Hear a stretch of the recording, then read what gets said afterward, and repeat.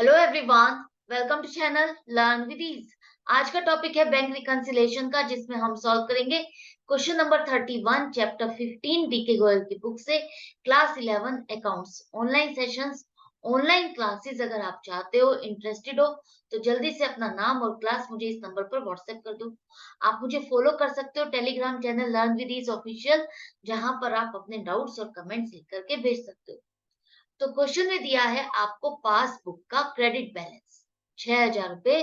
Passbook में credit balance आ रहा है 31 मार्च 2015 को।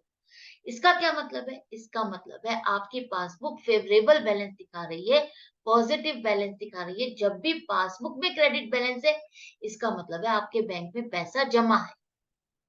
अब यहाँ ये जो बैलेंस है, ये आपके कैश बुक के बैलेंस से मैच नहीं कर रहा। क्यों मैच नहीं कर रहा? ये रीजन दिए हैं, पैराग्राफ के फॉर्मेट में है, घबराना नहीं है। आराम से एक एक पॉइंट को पिक करो, उसको समझो, और उसका इफेक्ट क्या होगा उसको लेकर के अपना इस क्वेश्चन को सॉल्व करो। कैसे करोगे देखो।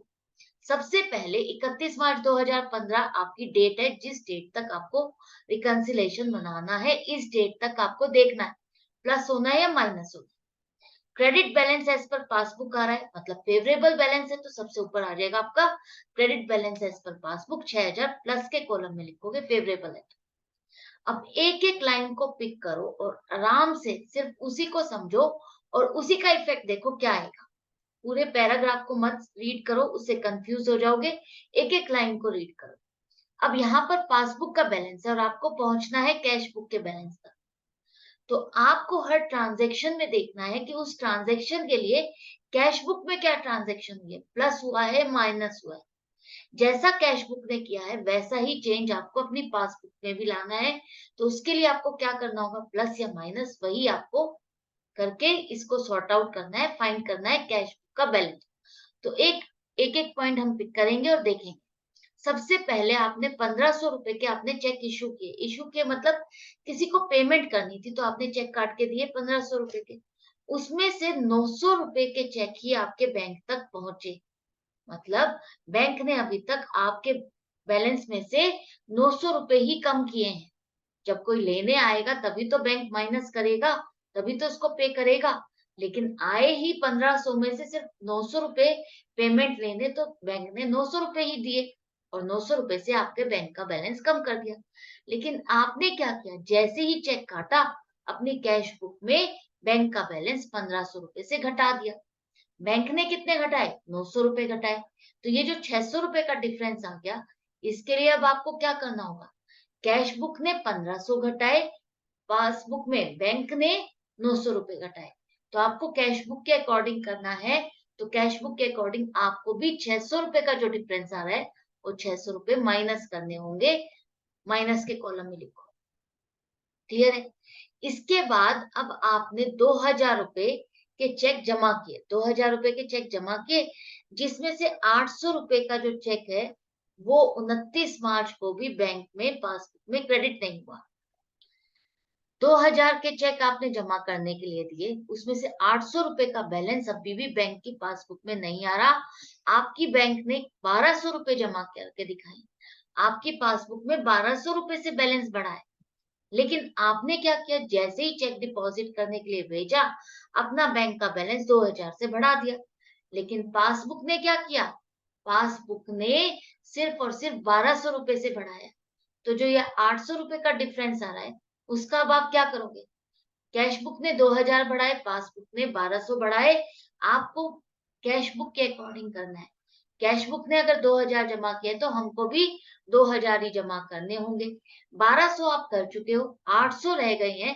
तो अब 800 भी आप ऐड कर दो। Check deposited but not credited by bank, 800 रुपए। नेक्स्ट है, आपने 160 रुपए का एक चेक रिसीव किया। 160 रुपए का एक चेक रिसीव किया, जो कि आपने कैश बुक में तो एंटर कर दिया। कैश बुक में तो आपने क्या किया, चेक रिसीव कर रहे हो, तो इसका मतलब डिपॉजिट करोगे।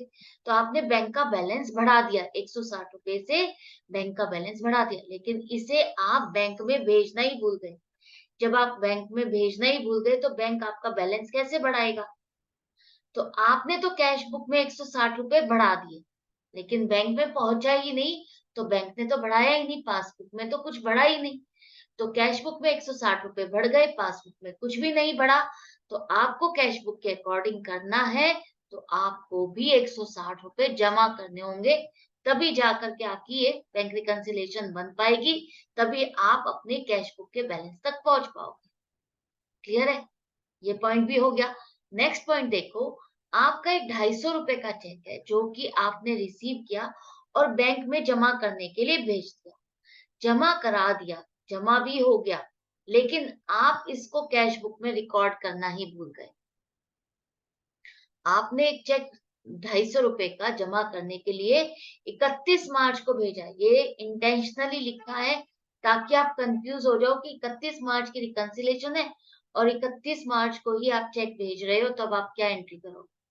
जानती हूँ आपके दिमाग में यही डाउट आ रहा होगा कि 3 दिन लगते हैं क्लियरिंग में, तो अब इस चीज के लिए हम क्या समझें।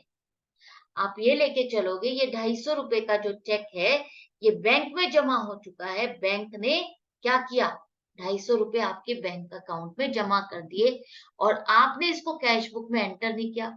तो पासबुक में तो 250 रुपए जमा हो गए, बढ़ गए, लेकिन कैश बुक में जीरो पर है, जीरो पर ही है। आपने कोई पैसा बढ़ाया ही नहीं क्योंकि आपने कैश बुक में एंट्री नहीं की। तो कैश बुक जीरो पे है, पासबुक 250 पे है। अब क्या करें, कैश बुक के अकॉर्डिंग करना है, तो आपको भी ये 250 रुपए माइनस करने होंगे। 250 रुपए माइनस कर दो, यहाँ पर, यहाँ तक पहुंच गए। अब नेक्स्ट क्या आपका क्या आ रहा है, यहाँ पर 85 रुपए से आपका बैंक इंटरेस्ट आपके अकाउंट में जमा हुआ।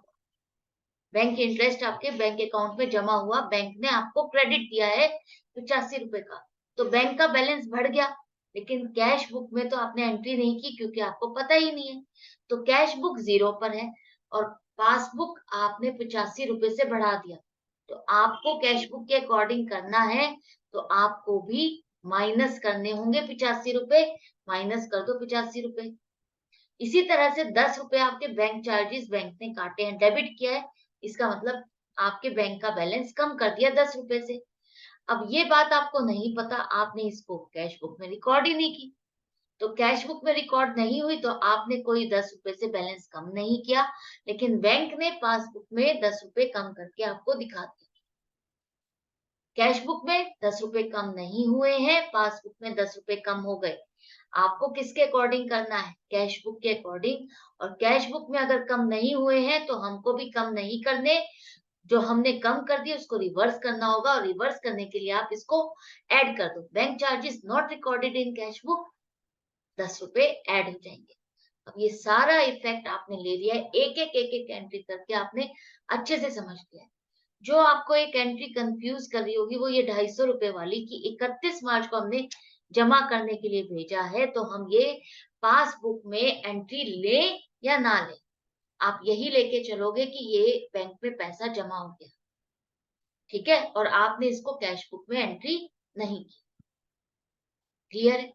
तो अब देख लेते हैं टोटल कितना आ रहा है। टोटल आपका प्लस और माइनस के कॉलम का टोटल कर लो, 6,970 और 935 आ रहा है। अब यहाँ पर आपका बैलेंस जो आ रहा है एज पर पासबुक आ रहा है 6,000, ठीक है, फेवरेबल बैलेंस है। तो यहाँ पर अब आपका क्या आएगा, कैश बुक का बैलेंस आएगा, फेवरेबल आएगा या अनफेवरेबल, यह आपको चेक करने के लिए देखना होगा कि कौन से कॉलम का टोटल ज्यादा है। प्लस के कॉलम का टोटल ज्यादा है, इसका मतलब फेवरेबल बैलेंस आएगा। Favourable balance as per cash book कितना, 6,035, तो debit balance as per cash book. Cash book का फेवरेबल बैलेंस क्या होता है, debit balance. Debit balance as per cash book 6,035 रुपए, यही आपका आंसर है। आई होप आपको अच्छे से समझ में आ गया, आप एंड तक पहुंच गए हो, आपने इस क्वेश्चन को सॉल्व कर लिया है इजीली। मिलती हूँ नेक्स्ट वीडियो में नेक्स्ट क्वेश्चन के साथ, लेकिन आपको अपनी प्रैक्टिस जारी रखनी होगी। Good bye and take care.